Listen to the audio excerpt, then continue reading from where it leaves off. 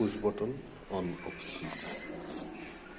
প্রত্যেকটা সুইচে 4টে করে পয়েন্ট থাকে। উপরের 2টা হলো নর্মালি ক্লোজ, নিচের 2টা নর্মালি ওপেন। চাপ দিলে নিচের 2টা লাইন পাবে, ভিতর দিয়ে দেখা যাচ্ছে। এটা নর্মালি ক্লোজ লাইন পায়, এটা চাপ দিলে নর্মালি ওপেন, নর্মাল অবস্থায় ওপেন থাকে, চাপ দিলে ক্লোজ হয়। এটা ম্যাগনেটিক কন্ডাক্টরকে নিয়ন্ত্রণ করার জন্য এটা অফে কাজ করা হয় লালটা, এবং সবুজটা অন সুইচ হিসেবে কাজ করা হয়। অন সুইচের জন্য নিচে 2টা লাইন দিবে, অফ সুইচের জন্য এই উপরে 2টা লাইন দিতে হবে। Push button on off switch.